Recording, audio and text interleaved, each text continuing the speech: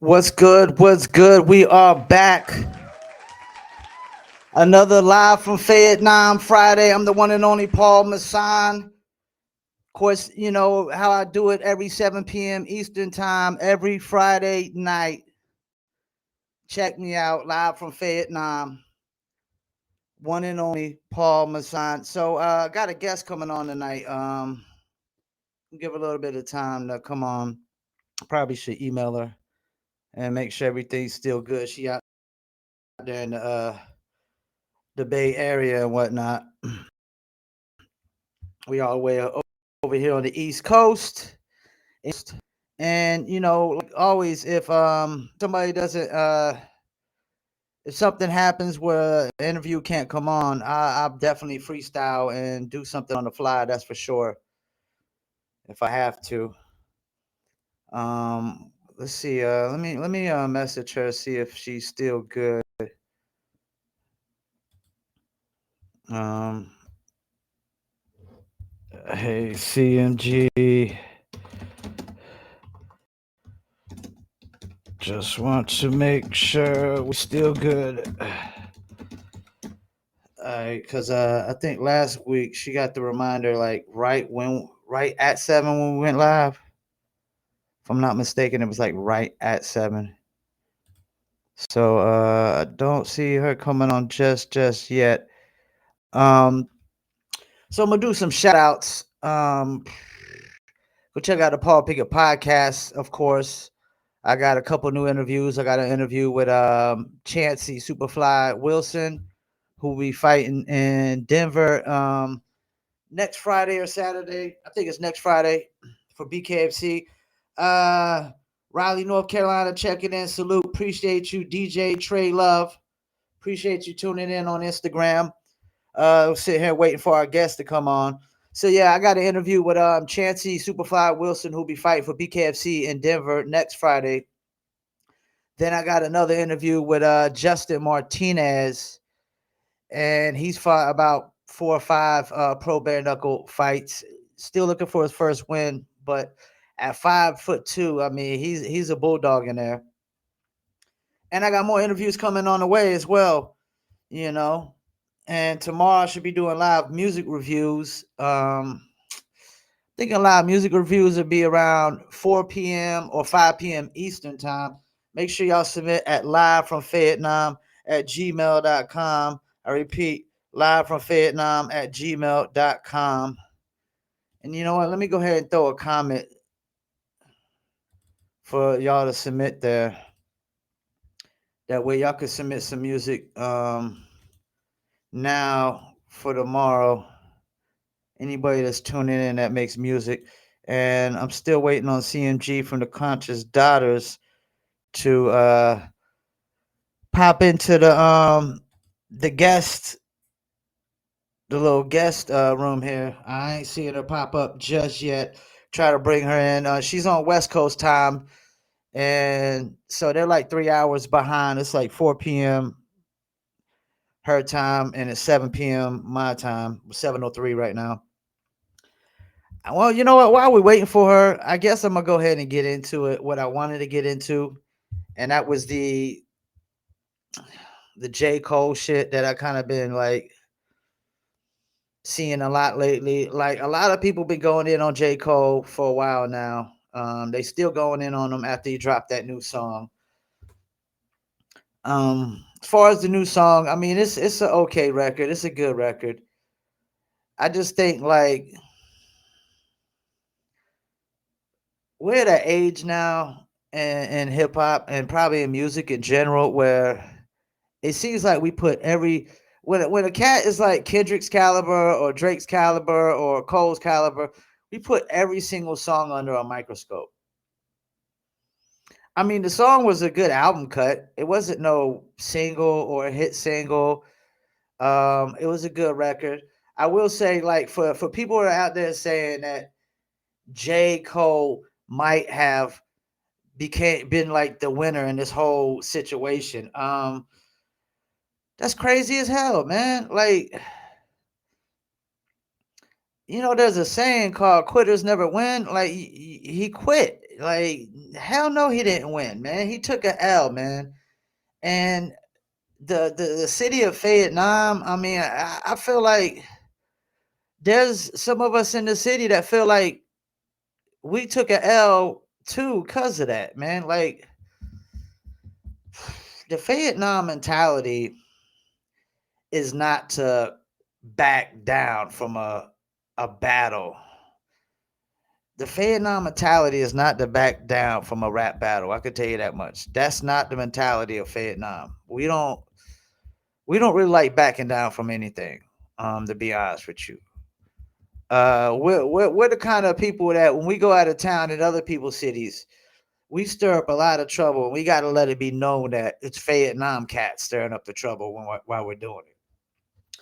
We're not ones to back down. I've been out of town and with some people before, and things that just popped off because Fayettenam dudes just we're not very humble. We're not very humble. When we're not into backing down, we, the Fayettenam mindset is a militant mindset. We got a militant mindset. It's like you call us out, oh, it's time to go to war. So like, I don't want everybody to think like J. Cole calling it quits and pulling out it because when he pulled that song down, that's when he took the L. Like, you already put it out there. Everybody that needed to hear it heard it, and then so many people reacted to it and reviewed it that even when you take it down, you really didn't take it down. There's still plenty of people online that reviewed the song, that checked out the song, and I just think like, I know he said like he felt like if he would have stayed in the battle, he might have lost a friend. But I don't feel like J. Cole and Kendrick would have gotten to the same level as Kendrick and Drake. I don't think it would have got as personal to the point where you would have lost a friend. Because first of all, let's think about this. Like, how friendly was K Dot being when he called y'all out after y'all, because y'all literally said on first person shooter mode, Kendrick, Cole, and Drake were top three. Y'all basically stated that, which has been common knowledge in the rap game for the last decade or so, that those guys have been like the level they were at, really top three when fan base and consumer base, and just how people look at them. But y'all kind of put yourself at top one and two. Drake and Cole did on that song. So, and then when you call yourself like the best on the song, and then somebody calls you out, you just want to bow out, you know. Nah, man, there's no way Cole won this battle. There's no way he won the war. It put a chink in his armor. I would argue, Cole lost fans because of it. How many fans? Who knows? But I would argue that there's people that just totally said, "Nah, dog, I ain't rocking with you like that no more. I'm not rocking with you like that anymore." I mean, and then it's like I saw a video where like this is the same guy that called out all the SoundCloud rappers, right? He is the same guy that called out all the SoundCloud rappers. Oh, hold up, let's see. Okay, she said I'm on. Let's see. I don't see her. I'm seeing her. Hold on one second. Let me see the link again. Yeah. Hold on one second.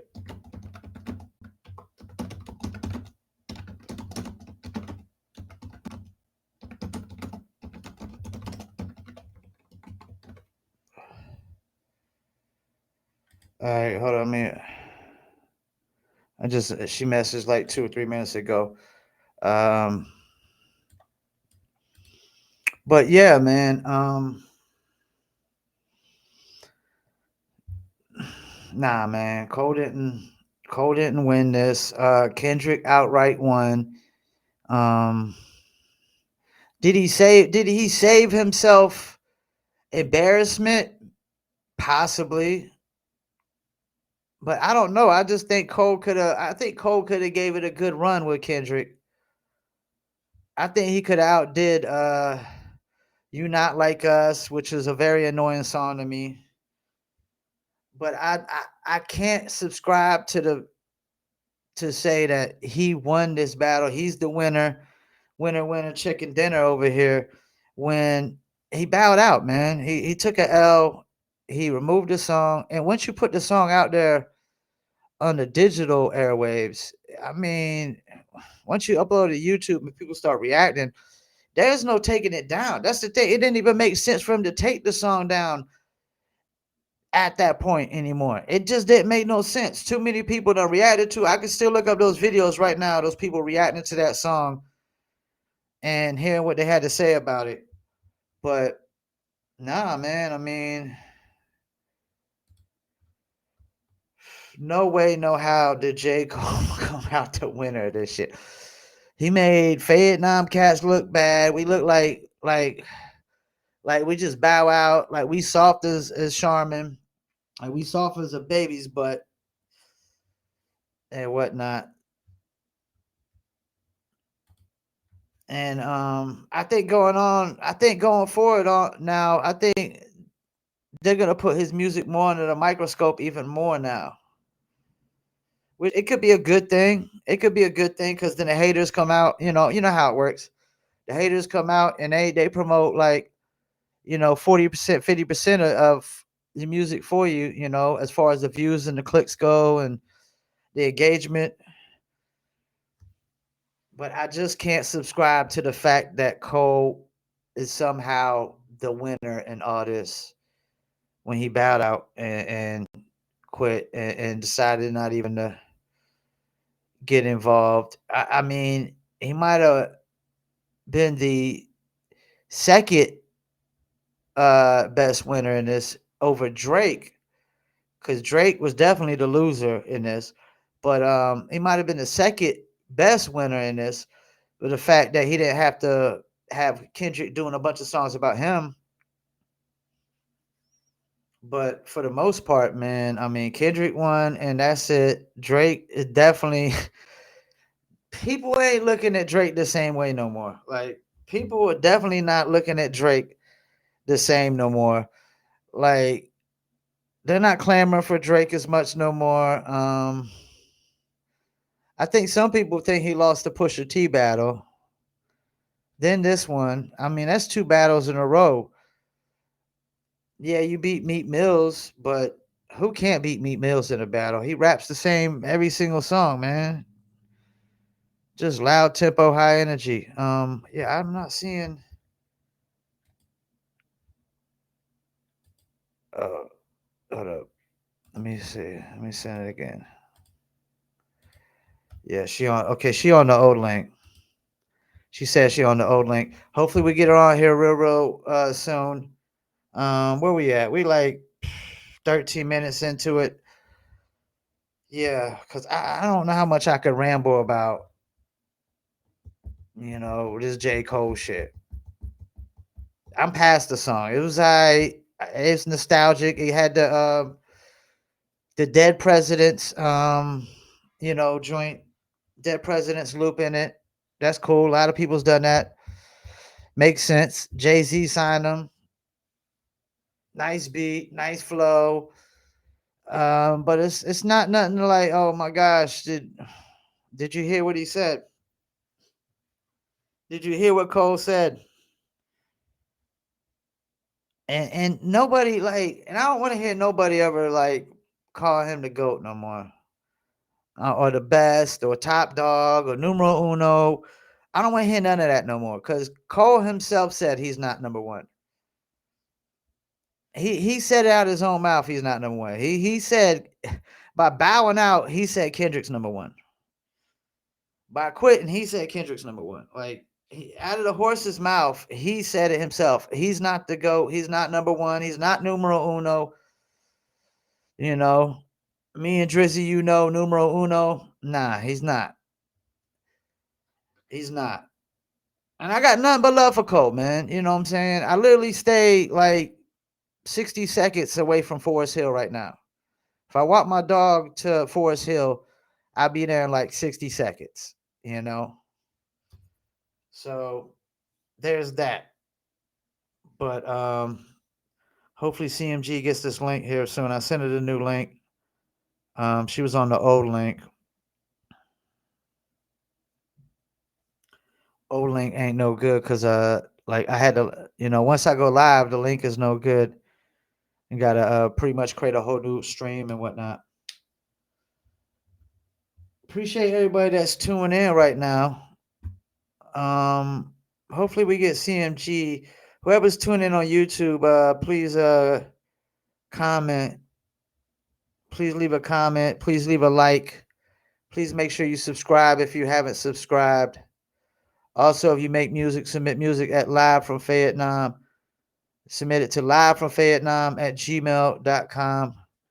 I repeat, livefromfayettenam at gmail.com. Hopefully we get CMG on here in a minute, man, because I got a bunch of questions I want to ask her. And just so y'all know, CMG, she's one half of the Conscious Daughters, who was signed by Paris back in the days and produced by Paris from the West Coast. Because like anybody thinks I don't know hip hop, you done bumped your head. You done bumped your head if you think I don't know hip hop. I done listen to probably every. I'm not really like I was born in '79, so I wasn't really big on the '80s hip hop.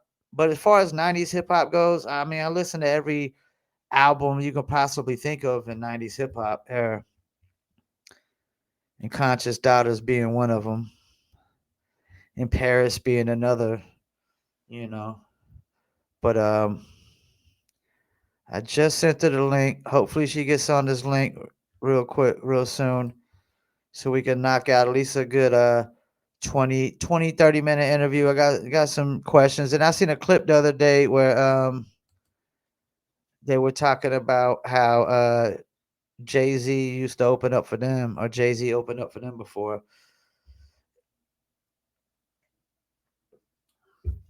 which to me is still like that's something like, let me get in that before like she gets on this link hopefully here soon.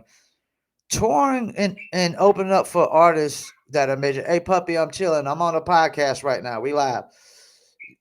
Hey, I hear you, but we live. Whenever I'm done, we'll get you outside or whatever. So touring and open up for artists that like actually have fan base is still like the best way to break an artist. It's still like numero uno way to break an artist, man. It's just putting a up and coming artist on a tour with a headliner that's actually selling out whatever their venues, even if it's only like an artist that only sells out venues. Excuse me, sells out venues that are on like 3, 4, 500. You got to start somewhere. After you tour, say 20 dates that average about 3 to 500. You know, you should be coming out of there with a good 1,000 fans if you really got a good music, you know how to work the crowd, you got a good merchandise game. You should be coming out with some fans. You know what I'm saying? Like there's a 10% rule. Typically you only get 10% of the people to do what you want them to do. In the business world, it's usually 2 to 3%, only 2 to 3%. You know what I'm saying? So if you get like every show you go to, if you got 300 or 500 people there, and you open it up for a headliner, like 10% is 30 to 50 fans. If you got 30 to 50 fans every show you leave, I mean that's pretty good because the goal is typically to get 1,000 fans spending like $100. 1,000 fans spending $100 in a 365-day period. That's the typical goal for like a good minimal standard goal for a musician. 1,000 people spending $100. So if you, I mean, you're well on your way if you're getting 30 to 50 people every single show that are willing to buy a T-shirt, a hat, a hoodie, a CD or anything of that nature. Um, I sent her a link like 6 minutes ago. Let's see if she gets on it here real soon. So yeah, touring is still like the number one way to break an artist, man. Cause just live performing in front of fans is always the best way to engage with fans. And when you tour with artists, like you don't like after you get done performing, you don't need to be worried about like can you go backstage and hang out with the headliner. You need to be worrying about getting out there and working the crowd, taking pictures on Instagram with everybody that's willing to take pictures, trying to sell merch, networking with people in the crowd or whatever. You know what I'm saying? You got to get out there and actually interact. I think artists get to a certain point where they think they're above interacting with fans and people, and that's not really a good way to go, man. Like I saw where when we interviewed, no, who was it? We interviewed uh Mr. Servon. He was talking about I don't like to call them fans. I like to call them friends. And that's the philosophy, man. You want your fans to be your friends, so you want to treat them like friends. You know what I'm saying? You want to take pictures with them when they see you. You want to sign autographs, all that good stuff. Um, hopefully she got this. I sent her this link. Hopefully she good. It's been like 8 minutes.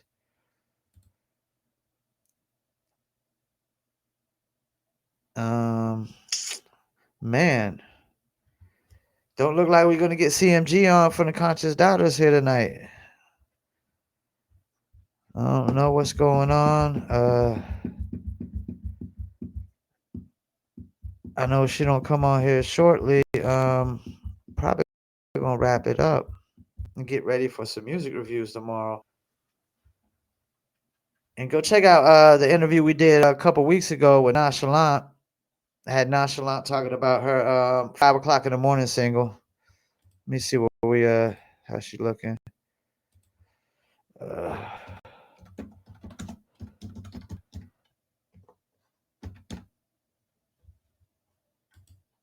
I might have to send it to her on the Instagram. You know what? Let me see if we can Instagram it. We're gonna see if we can Instagram it real quick. I'm not seeing her just yet.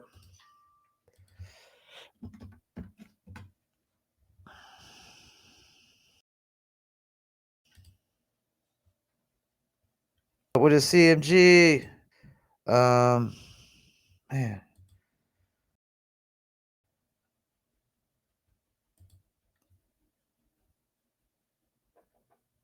oh man, I ain't gonna let me send a message. Okay. All right, so I'm gonna give her a few more minutes, just a few more minutes. But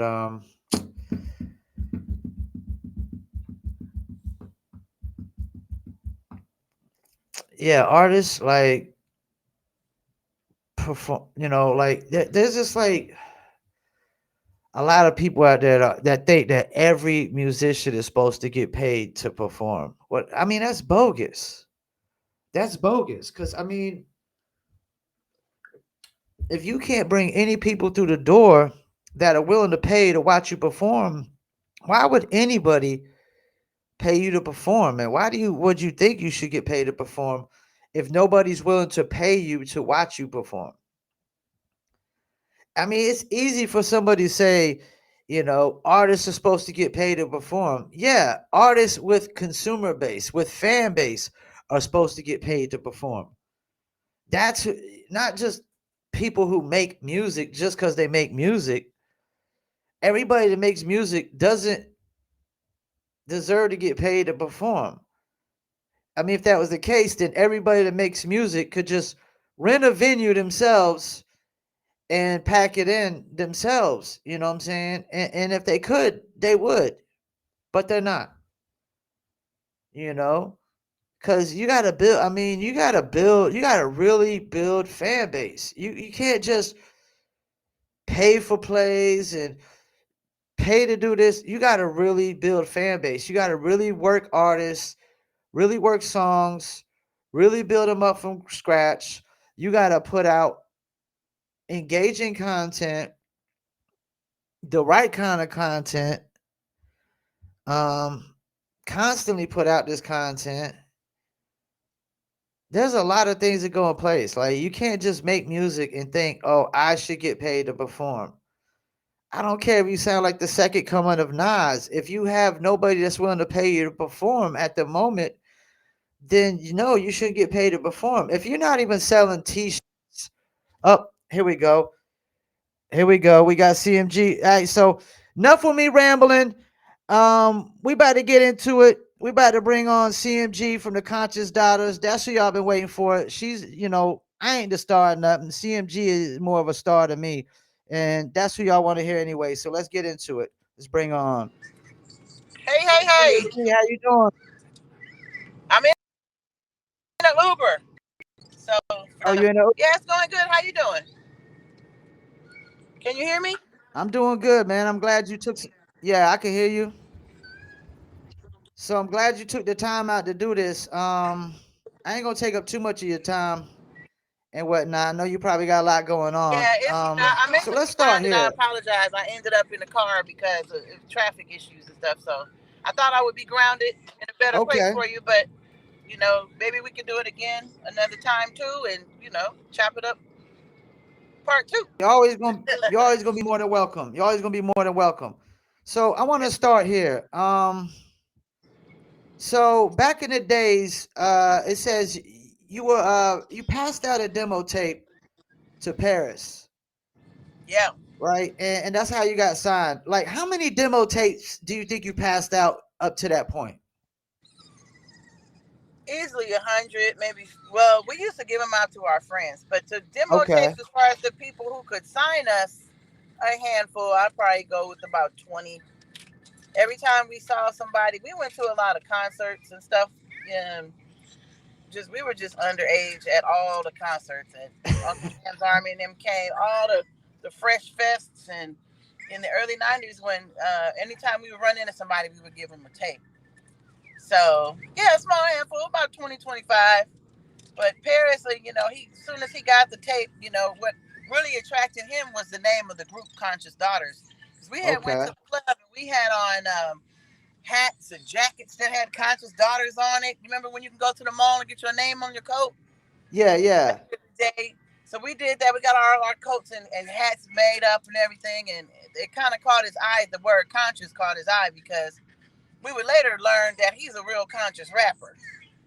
Now we called ourselves conscious daughters, but we was more of a social conscious type of group than a hardcore politically conscious type of group. So that's really what attracted him to us. I think he saw the name and then he approached us, and just character wise, Special One, she was very. As soon as she walked in the room, just all eyes went to her. She was very animated and just different and relatable and attractive to people. Hmm. Everywhere we went, we'd be at the airport. She'll be sitting in the corner talking to a 98-year-old white man from Mississippi or something. Like have a full blown conversation. But everybody loved her. So I think that's really, really what carried us was her awesome personality and tactics and the things that she used to do as a person. She was so before her time. Rest in peace. She passed away in 2011. But um, yeah, it was a lot of special one. And we've been best friends since we were 11 years old. So Oh man. us together, we're like, uh, what's that fat dude and that skinny dude's name from anyway, we were like, just a pair, a pair that really became to be known because we had been kind of popular in the Bay Area already. At our high school, we had a high school radio station we were on. It was Wow. a small 10-watt station, but everybody knew us. In addition, she was a basketball star in high school. and very popular. So most likely to, she was a class clown. Most likely, be a star athlete. And I credit most of everything to her because I wasn't that as outspoken as she is. She'll Mm-hmm. just walk into a room and start talking to people. And I don't always do that, you know. So yeah, and that's kind of how it happened. When we met Paris, he was attracted to us, I believe, through the conscious when he saw that on our jackets and stuff like that. So yeah. Now, when y'all came out, was there a lot of females from the West Coast out at that time? Well, yeah. See, a lot of people don't know the whole Bay Area at that time. There's probably a circle of 10 groups. We're all very, very close. Digital Underground, Conscious Daughters, Rapping Forte, Mac Mall, Richie Rich. All of us, we all came up together. We ran in the same circles. And there was a small group of women, Sugar T being one of them, was E40's sister. Okay. Um, and then Mystic. I don't know if you heard of Mystic. Mystic was the goddess of Digital Underground. And that's one of my best friends. Marvelous was out here in Sacramento working with SIBO, doing her thing. You let this car go, please. Um, Doing her thing, and then yeah. So and then who else? We had 357, of course. Can't leave them out. So we all knew each other. We all hung out in the same little clubs. We all vibed at the same places. We attended all the same events. So yeah, that would be Sugar T, Mystic, Conscious Daughters, Oaktown 357, Marvelous, and we had some singers. Can't think of her name right now. Silky, and yeah. And if I forgot anybody, that's not intentional. Well, like, even though y'all had the conscious in the name, your flow was pretty hard when y'all came out. Y'all had really tough flows. A lot of the songs were hard. Was there any other females rapping like y'all at that time when y'all came out? Well, you had bitches with problems and hoes with attitudes over there, and the BWP and HOA. They were dope too. But I think with what made us, we were just unique. Yeah. I really kind of connect us with a lot of people call us the female dog pound, and when you get Okay. it's the chemistry that we had that set us apart and different. We both grew up in music, so especially when her mother worked for a radio station, and as a kid she grew up in the radio station, so she knew how to operate everything in that radio station, the reel to reels, Oh the man. boards, everything by the time she was 12. Wow. And me, my father was also in the music. Frankie Beverly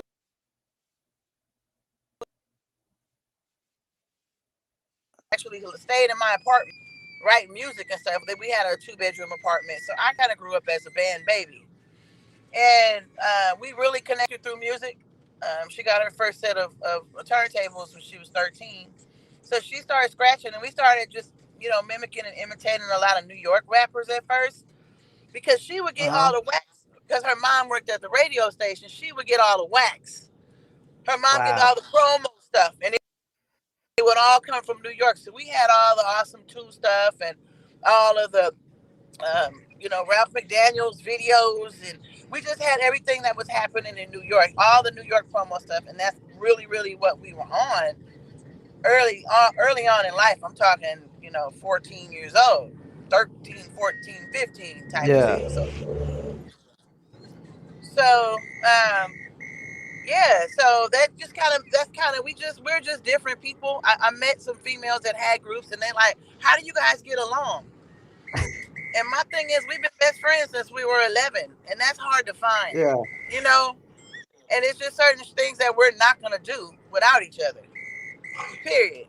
And we never broke that sister code, and that's what really kept our chemistry together. And then we think alike, but we're opposites. Like she's dark, I'm light. She's athletic, I'm horrible. She was a athletic star. I'm clumsy as hell. And so yeah, it just was a pairing was just made in made like never to be made again, as far as I'm concerned. I don't think I've ever seen another rap duo except Boss and D. Who, when they came out, they was hard, but they weren't. They were from, I think, Detroit, right? Boss and D, and but Uh-huh. they weren't friends. Like they broke up. Like from what I heard, they broke up. They would be arguing. I don't know if they were arguing and fighting, but I just don't. They didn't have the love and the loyalty that we had to get through whatever to make it to where we had wanted to be. So that's kind of the main story, I think. Hope that answered your question. So y'all dropped something to ride to, Funky Expedition.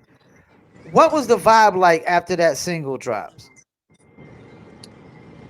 Man, I mean, the Bay was on fire. Like, and it was the females. I never forget. We were going to LA and we were supposed to go to like a Snoop concert or something. And we were going to a sound check, and then they were like Snoop Dogg and the Dog Pound and Dr. Dre are waiting for you guys. We was like, what? Us? We couldn't believe it. We were scared and like, I was like, they wait for us. What do you mean? So we get in the thing because they back then with that gangster look, Yeah, really what it was more about. Like, they probably looked at us and was like, wow, they're from the Bay. So they got all this gangster gear on and shit. We weren't real gangbangers, number yeah, one. But it was about the style. A lot of the women were doing it. For example, Escape was doing the same thing. We all had on the baggy yeah, clothes and yeah. and the bandanas, but nobody was really gangbanging. Okay. But the niggas in LA was. So every time we would go to LA, they would be looking for us. Like the Bloods hired us because my name is CMG, which really stands for Cash Making Girl, which is Okay. also this was in my name. But they got the Crenshaw Mafia gangsters, Oh man. so they immediately loved me. And when we Yeah. took the pictures, we did red and blue, you know. And so we just had so much love. So everything changed. Like everybody in on the streets was vibing, and we were females, and they was like, y'all hard. But when we heard ourselves on the radio, that did it for me. We were actually driving down. We were in the car together going somewhere, and we came on the radio. We stopped in the middle of the street and started dancing all in the middle of the street. The cars was beeping at us and everything. We didn't even care. We were like, run. And the girl was like, no, we're on the radio. Turn to 106. And as the cars was coming by, she was like, turn to 107.7. That was the radio station that had put us on. That's crazy. And they was like going around her and stuff. And some of them said, what station? They was pulling over and stuff. It was funny, but yeah, life changed. It was like to the point where like we were so into the community. We were already very popular. Carol was very popular already, because she sold weed and stuff. She had the best weed. Everybody knew that. So when they seen her, they was like, "Oh, where's Carol? Special one." And so she was always been out in the streets, just been wanting to be out everywhere. And so it came to the point where we like needed security and stuff, because we would just be going out Yeah. places. And our accountants were like, you guys need to get some security. You don't want nobody to try to rob you or nothing. We was like, no, everybody loved us. We didn't say that, but it was a good point. So we had to, even with her, like some places she wanted to go, I was like, I'll meet you on the other side. I'm not going to do all that. But it just changed. And then all of our friends and family were so proud of us. That was a great feeling, obviously. And being on TV, there's no feeling like that. Yeah. So yeah. So the song "Shitty Situation." Now, was that a real life situation, or was that just like a situation that you seen happen to maybe somebody else before? Right, and that's the thing. So Paris actually wrote that song. Now Okay. I'm gonna tell you how all this happened. So when we got with Paris and he offered us a record deal, and we decided to take it.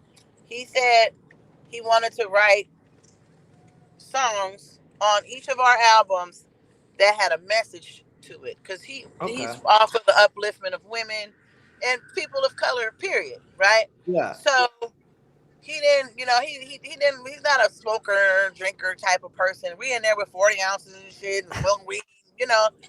So he was like, he wanted to tackle some problems of the world, teenage pregnancy being one of them. So he wrote Yeah. that song. It was totally made up, but it was great, great, great, great, great. And as soon as I heard it, I was like, wow, we just did what he said because he was so amazing and knowledgeable and just dope, right? We knew he knew what he was doing. Yeah. So the first album is a shitty situation, and that's about teenage pregnancy, not a true story. Second album was a song about AIDS. He wrote that about just to educate people about AIDS and how it was a man-made virus, and that was the message there. And then on the third album, we had "Dirty Little Secret," which was about a song about domestic violence. Okay. Yeah, so just like representing for the ladies, putting that message out there, because we were just rapping about riding, and having a good time, and partying, and smoking and drinking, and hanging out with our friends, and we'll do that all day if you let us. So he Yeah. just basically just, he was smart. He knew how to insert things to send messages to set us apart from everybody else. So it was genius. He's a mastermind. And then you got Wife of a Gangster. That seems like that's based somewhat around like the consequences of the wife of a gangster might face. Yeah, yeah.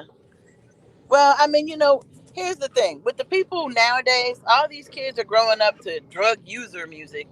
We grew Yeah. up on drug dealer music. Yeah, There's a yeah. difference. We're very different. So most of our boyfriends were drug dealers. And dated a lot of drug dealers, and it was just a topic of a song that we wrote. One day we were like, you the wife of a gangster, and then we would make a joke, and then Carol go, ooh, ooh. So then we start writing it. And then we just started, it's kind of based on truth, but to, truth how you amplify it with your own shit, without telling on people. We just kind of put the words together. Being the wife of a gangster, yeah, you better put up because here he comes pulling up now. Like it's just yeah, it was genius. It was also we wanted to do music and we was focused on that. And every day we were writing songs every day. And so yeah, yeah, we that just but we wrote "Wife of a Gangster" before we met Paris. So when we met Paris, we gave him a demo tape, and he took a good majority of that the songs that were Uh-huh. on there, and stripped the beats, and had us re-record them, and update the lyrics, and then it was harder the second time and third time we did it. You know what I'm saying? So it's just like taking what we already had and putting it back to making a masterpiece, basically. So a couple weeks ago I had Nonchalant on here. We were talking about her father. Wow, Yeah, really? and I asked her, something I want to ask you, like, how do you feel about the female rappers this day and age? Today I feel great about them because they're doing Yeah, so that's what well, she and I'm said. happy to see it. And about 5, 10 years ago, I thought it was Yeah. terrible. So um, today is just a new day, and we have to accept that. I'm very worried about their mental health because I see they're just all they talk about is bags and purses and eyelashes and fucking nails and shit. They look like they're gonna fly away at any second with all that damn shit on their face.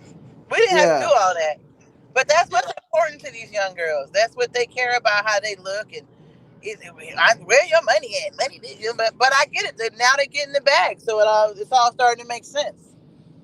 Do I think it's good? I like some of them. I like Lotto. Okay.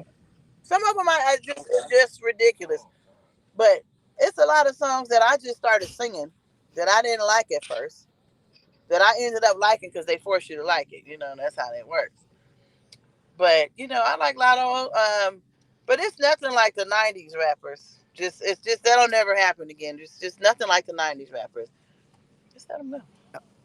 There's nothing like Yeah. the '90s rappers, and before that, even in the '80s, those women that was back in the '80s and starting it off, they were Roxanne Shante is dope. Like if you really sat down and seen what was going on and how all this came together, it's all authentic. And a lot of the stuff that's happening now just doesn't have that authenticity. In my opinion, I agree. There's- I totally agree. trying to be like somebody else, you know. But I respect it. I'm not a hater, you know. I'm not a hater. Some of them I like, some I don't. But I don't knock them down. I just and people like them. I'm not a big Sexy Red fan, but when she made that little song, I was singing it. I didn't buy. I'm not gonna go buy her music, you know. I just can't relate to what she's talking about. I don't want to. I'm tired of hearing about asses and shaking and booties and buttholes and shit. That just turns me off. But I agree, the women are definitely winning big time nowadays. I mean, they're almost everyone that's coming out is winning in some kind of way. It seems like. Yeah, So 2000, and it's well deserved. yeah, So, yeah. 2007. You was on a Nas West Coast remix. How did that come about? Um. Well, I was approached by Bobcat, Oh, okay. who is a DJ. Yeah, and so he hit us up and said, "Hey, Nas is doing a remix, and you know he wants to get you guys on it." Um, Unfortunately, like they cut it short, so some of our stuff didn't go. Like there was a long version that we were like on for a long time, but we ended up just being on a little portion of it at the end because I guess they shortened it. But what an honor that he even could thought about us Yeah. to do it, you know. So now we had toured with Okay. Nas, and you know when he was working on his album, he just happened to be with the Conscious Daughters when he wrote a famous line called "More conscious of the way we raise our daughters." Oh, okay. So he happened to be on tour with us at that time. So I'm sure that we gave him that lyric. So it was just a great thing that he would even think to do that. So it was I was honored, honored, honored, honored. What a blessing. Now you did Rap Yeah, City, MTV Jams. You've been on Soul Train. Is any of these appearances stand out to you as the most memorable? definitely Soul Soul Train. Train because I got to meet Don Cornelius, and I've been watching Don Cornelius since I was a baby. My parents was watching Soul Train. So and then it's so funny because when we met Don Cornelius and what's his name was there? What is his name? He was hosting. Robert Oh, Townsend was okay. there too. So when we got there, Don Cornelius was more behind the scenes and Robert Townsend was hosting it that day. And it was us and Blackstreet and Teddy Riley and another group I can't think of who it was. And we took a picture with Don Cornelius. The picture the picture with Don Cornelius that we took, after looking at it, it looked like he taking a shit. He was like, his face was so disgusted. It was just how the picture came out. Every time I look at it, I started laughing. But he was so nice and honored. It was an honor to meet him. And first of all, when we went into Soul Train, I was shocked at how small it was. I hope to God that Yeah, AI it was really that clips small. up what you just said. If not, I'm gonna have to manually clip that one up. That's gonna be one of the funniest clips that I'm gonna put out right there. That's gonna be this. And we was like, why our picture came out all messed up? But I don't care. I post that picture everywhere. Nobody seems to trip off of it but me. But Now uh, I saw an yeah. interview just the other day where you were talking about Jay-Z opening up for you guys. I mean, did you think he would get as big as he is? Um, Something was happening because all the DJs in our area was really. Did I think he would blow up? I don't think that we thought of anything about it Uh-huh. at the time because we're so probably big on ourselves. I don't know. I don't think I had sat back and said he's gonna blow up one day. I didn't. I don't. I think I will remember if I saw him and said, "Hey, he's hella dope. He's gonna blow up one day." But you know, there was Redman and Method Man and people like Yeah, that were out at the time who I would not even, he wouldn't compare to them to me if you would have asked me then. I agree with that. You know, you're you're no Redman, Method Man. You know, even the people that we have out here, he was all right. You know, but he grew to be something. But a lot of people don't see the greatness in people who are the greatest all the Yeah, time. Because to me, he just seemed like a normal dude rapping from New York. But I didn't never take the time to listen to his lyrics. But also, he had to grow yeah, too. yeah. he had to grow to where he got to. So, that being said, I don't remember thinking that, but I'm not surprised. Obviously, he's the greatest. Now And I he love him. definitely I remembered mean, he's y'all an icon. later, right? Oh yeah, absolutely. He did, but we had seen him in Yeah. passing. After that, he opened up for us, and that was, I mean, I guess that's the first time we met. But we saw him after that, and would speak to him. Hey, and we did some show stuff together, and we actually went to a concert. The one that stands out to me, where we really talked to him, which was hilarious to me, was when we ran into him at the Up in Smoke tour with Snoop Dogg's tour. And we were all backstage, and we were in this hallway, and there was nobody in the hall but me and Carol talking. And then Jay-Z just walked out the door into the hallway and started walking towards us. And Carol was like, "What's up?" And he was like, "What's going on?" We started talking, and she said, "Nigga," she said something. She said something. You doing such and such? So she said, "Nigga, you remember you used to open up for us?" And he started laughing. He started laughing, and then hugged us and stuff. But Carol was crazy. She was so funny. But that was real talk, and he chuckled at it. And but yeah, he definitely knows who we are. I mean, I've seen him enough times. So I hate to ask you this, but how hard was it dealing with Special One's death? um, I probably was drunk the whole time after for at least three Wow. months. So well, I wouldn't say that, but see, okay, here's the thing. Here's another thing that's different about a lot of the women who are out now. We have a circle of friends that we have had. There's about nine Mm, of us. We've been best friends since we were 13, 14, 12, 11, 13, 14, 15 years old. So the support system was that's huge. what's up. Um, and and everywhere we went, they would come with us. Not all of them all the time, but it's the same. Like if you follow my pictures, I'm with the same people all the time. These women I've known since I've been 13 years old. We're still best friends to this day, and none of us have crossed nobody. And we don't know each other money. Ain't nobody stepping on nobody's man. None of that stuff. It's very loyal, just honest, pure sisterhood. And these women don't have that these days. They don't. They don't. They hate on each other so bad. Yeah. It's terrible. They have no real friendships.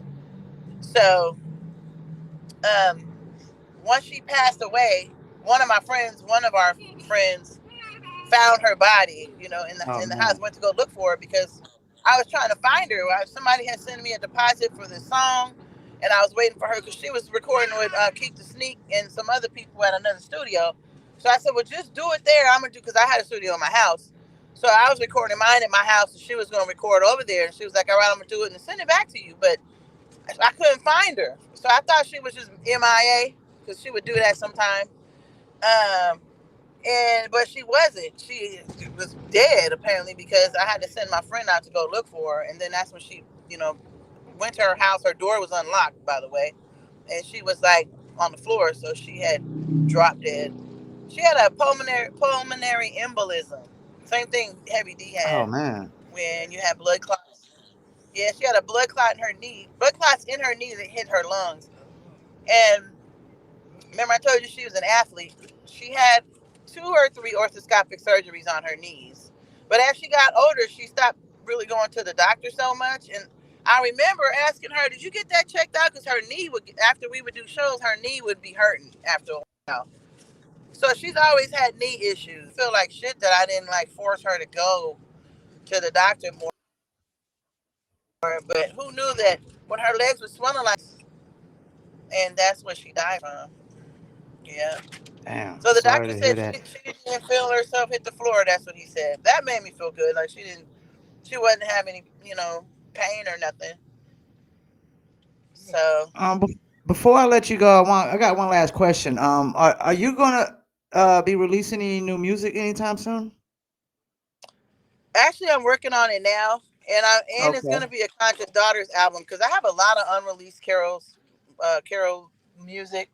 And Mm-hmm. I've actually been started doing some shows, throwback shows, and I'm actually have a call tomorrow to get on some of these big concerts. Um, That's what's up. with the likes, so my brothers are out here traveling Digital Underground, the Loonies. We're all starting to start doing shows, more shows, and showing up doing the classics. So I have an awesome hype girl. and DJ, and yeah, we about to go out and do that. But the music will have special one on it, which is gonna be classic. I'm That's what's hoping to up. get it out. It's early spring. Early spring, definitely. I don't know how I'm gonna do the videos, but I'm gonna make some visuals and get it done.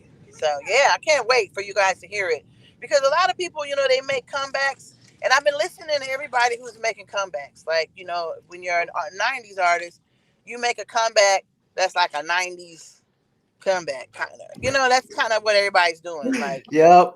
and I Yep. don't want. I'm not looking to sound. I mean, I'm not trying to sound like I'm trying to sound like these young girls, but I still got it in my style and my voice, and me and her together, we'll be very relevant right now on any kind of beat. So I'm gonna do a little bit of obviously working with Rick Rock, and you can't lose with him. And I don't know if you know who that is. Rick Rock, the Yeah. producer. Yeah. Yeah. Yeah, definitely got to work with him. I'm trying to pull Paris because Paris is a Dr. Dre, basically. And so I'm trying to just get a sound that is up to date. I don't want too much slow stuff. I just want it to be slapping. That's it. I want soup. I just slap, slap, slap, slap, slap after slap. I don't want to waste a whole bunch of time. I want the rhymes to be on point. I want the hooks to be nice. I don't want to have too much of anything. So I'm taking my time doing it because I I'm a don't know how recent that grimy record was that y'all had, but when I heard that one, I was like, I really like that record. Is that one of y'all's later records, grimy? yeah. That one's later. That one came. Yeah, that one's from our last That album. was a really good record. Yeah, the Federation. Goldie Gold. Yeah, yeah, The yeah. Federation. That's Rick Rock's group. He's really good. He's the they did all the hyphy stuff. Yeah, I Uh, like the way that record sounded. Y'all definitely still had it. I didn't see, and you're right. Like a lot of that's exactly what I say about some of these '90s cats. When they come out, it sounds too '90ish. It doesn't right, sound like it's updated hip hop. right. You got to take that '90s flow, that '90s relaxation, that confidence. Be yourself, but slap it out a little bit because Apply these to kids got something some beats. today. Yeah, The one thing they're doing right is their beats, yeah, for sure.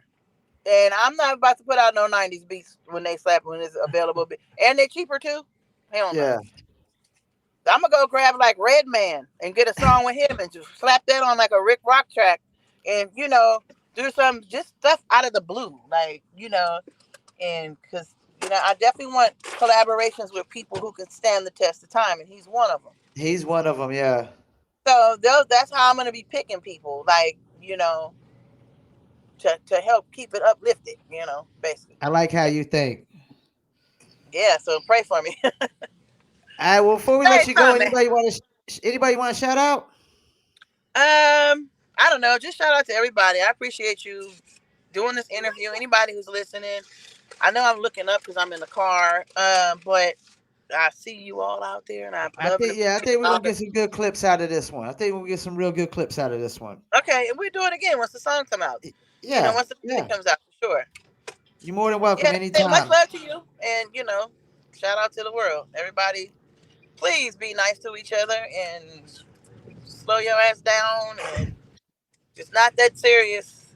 And I pray for these young people with these mental issues. Because when I was growing up, we didn't know nothing about no damn anxiety and mental health and none of that shit. Your mama said, "Sit your ass down. You're fine." And that took care of that mental health right there. So I hope everybody takes care of themselves, and that's it. All right. Well, you a All friend of right. the show. You're more than welcome anytime, and enjoy the rest of your night. All right. You have a good one too. And make sure All right. you put a little filter on my coloration and make sure I look right. Take off any blotches and shit. You know what I mean? Okay, I got you. All right. All right. All right. Take care. Bye. Peace. Well, there you go. CMG, the Conscious Daughters. See, that's why patience is a good thing. Patience is a real good thing. It's very patient tonight. I definitely wanted to get that interview out the way. Yo, she might have the funniest clip that I'm gonna have on this show. Where she said, "Don, was it Don Cornelius or Yeah, I think she said when she took the picture with Cornelius or Robert Townsend, one of them, that it looked like they was taking this shit. And rest in peace, a special one, man. You know, she passed away. You heard her in 2011. She had a blood clot. Sounds like a really great soul that we lost in hip hop. Really bright soul, bright person in hip hop. From what she was saying about Special One, and I mean, she gave her pretty much all the credit for pretty much all of their music career, you know. And yeah, yeah, very interesting video interview. Shouts out to Paris who produced for them as well for actually signing them and putting them on. You heard all the names from the Bay Area that she named. I mean, the Bay Area is they doing their own thing, man. They got their own thing. They got their own slang, their own movement. Um, yeah, I think this was a really good interview right here. I'm glad she took time out. Hopefully, she comes back on again. Friend of the show, CMG, Conscious Daughters. And I don't know if I got much more to say about earlier. J. Cole did definitely is not the winner of the Kendrick and Drake battle. How are you gonna be the winner when you didn't even compete? That makes no sense. We call somebody a winner and they didn't even compete. And you know, as far as when she was talking about what I was talking about earlier about open up for artists like that actually headline tours. That's still the best way to break an artist to this day. You can't break an artist through radio because radio is not just radio. You gotta have radio and a street team. A street team is a dying art, and you just can't break an artist on radio like you used to. Period. You could break artists quicker on SoundCloud than you can radio. That's why you had the SoundCloud movement. You had all the SoundCloud rappers that J. Cole was calling out. You break artists on TikTok quicker. YouTube, like where they broke Moray's song, Quicksand, they broke that on YouTube, and then it carried over to Spotify, you know, working on Spotify afterwards. Of course, it helps when you got Marshmello co-signing your music. It really helps when you got Marshmello co-signing your music. And that's another thing. Co-signs do help in um this process as well. Like, you know, you had Jay-Z co-sign Cole, but even Cole still had to go out there and build fan base. He still had to drop the mixtape, build fan base. To be honest with you, they almost had felt like it was going to flop. That's why they had to do the Trey Songz single, and it wasn't until he did, I think, Workout that he really had that solidified hit, you know. But yeah, no way that J. Cole is the winner when he didn't even compete, man. And he took an L when he took that song down. Fayettenam took an L when he took that song down, and he made us look bad, man. And you know, Fayettenam dudes, it's not really Cole bowing out is not really representative of the Fayettenam mentality, man. The militant minds that we have and whatnot. But I want to say shouts out to CMG. Shouts out to anybody tuned in. Live music reviews tomorrow, probably at 5 p.m. Eastern time. Maybe later. Who knows? Because I do got something I got to do tomorrow and whatnot. Super, super early in the day. So I will be tied up some of the day. But yeah, I'm going to get off here, clip up some of those clips with CMG, and if they don't clip up that Soul Train clip, I'm gonna have to manually clip that up myself. That was hilarious. And you know what? She was funny anyways too. She said a few things that were really funny, man. Had me laughing, man. Really good person, really good human being. CMG, the Conscious Daughters. Appreciate her taking time out. And we about to wrap it up for another episode. What time is this? Like 8:04. Yeah, we're gonna call it a night. Appreciate y'all tuning in. Don't forget to submit music live for Fayettenam at gmail.com. Peace, and I'm out.